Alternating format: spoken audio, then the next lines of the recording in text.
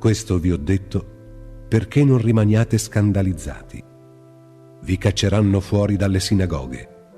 Viene anzi l'ora in cui chi vi ucciderà penserà di rendere un culto a Dio. Questo faranno, perché non hanno conosciuto né il Padre né me. Ma questo vi ho detto affinché, quando verrà la loro ora, ricordiate che io ve l'avevo detto. Non vi ho detto questo fin dall'inizio, perché ero con voi. Ora invece vado a colui che mi ha mandato, e nessuno di voi mi domanda: dove vai?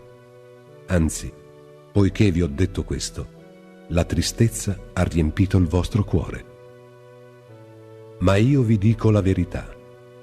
È meglio per voi che io parta, perché se non parto, il Paraclito non verrà a voi. Se invece me ne vado, lo manderò a voi. E quando egli verrà, confuterà il mondo in fatto di peccato, di giustizia e di giudizio. In fatto di peccato, perché non credono in me. In fatto di giustizia, perché me ne vado al Padre e voi non mi vedrete più. In fatto di giudizio, perché il principe di questo mondo è già giudicato. Ancora molte cose ho da dirvi, ma non le potete portare per ora. Quando verrà lo Spirito di verità, egli vi guiderà in tutta la verità. Non parlerà infatti da se stesso, ma quanto sentirà, dirà e vi annuncerà le cose venture. Egli mi glorificherà, perché prenderà da me e ve lo annuncerà. Tutto quanto ha il Padre è mio. Per questo vi ho detto che prenderà da me e lo annuncerà a voi.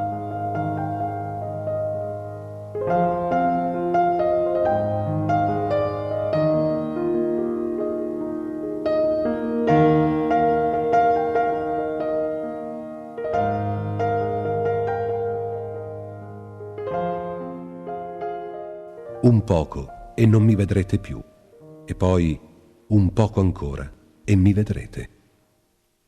Allora alcuni dei suoi discepoli dissero fra loro: che è mai questo che ci dice? Un poco e non mi vedrete, e poi un poco ancora e mi vedrete. E io me ne vado al Padre. Dicevano dunque: che è mai questo un poco di cui parla? Non comprendiamo che cosa voglia dire.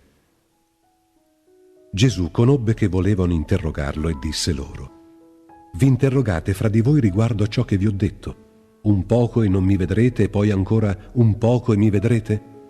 In verità vi dico, voi piangerete e gemerete mentre il mondo si rallegrerà.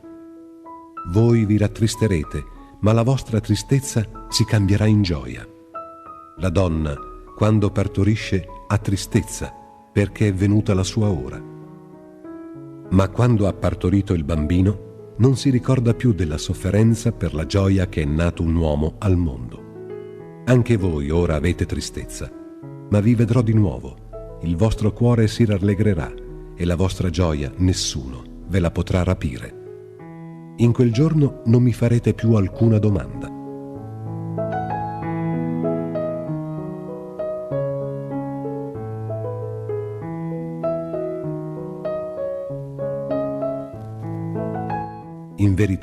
In verità vi dico, qualsiasi cosa chiediate al Padre nel nome mio, nel mio nome ve la darà.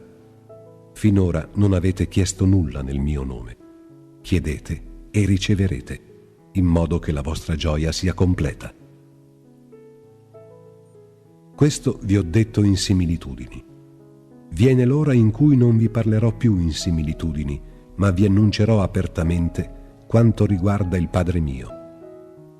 In quel giorno chiederete nel mio nome, e non vi dico che io pregherò il Padre per voi. Il Padre stesso, infatti, vi ama, poiché voi mi avete amato e avete creduto che sono uscito da Dio. Sono uscito dal Padre e sono venuto nel mondo. Ora lascio il mondo e vado al Padre. Dicono i suoi discepoli: ecco che ora parli apertamente e non usi nessuna figura. Ora sappiamo che conosci tutto e non hai bisogno che ti si interroghi. Per questo crediamo che sei uscito da Dio. Rispose loro Gesù: voi adesso credete? Ecco che viene l'ora, ed è venuta, che sarete dispersi, ciascuno per conto suo, e mi lascerete solo. Ma io non sono solo, perché il Padre è con me. Questo vi ho detto perché abbiate pace in me. In questo mondo avete da soffrire, ma abbiate coraggio, io ho vinto il mondo.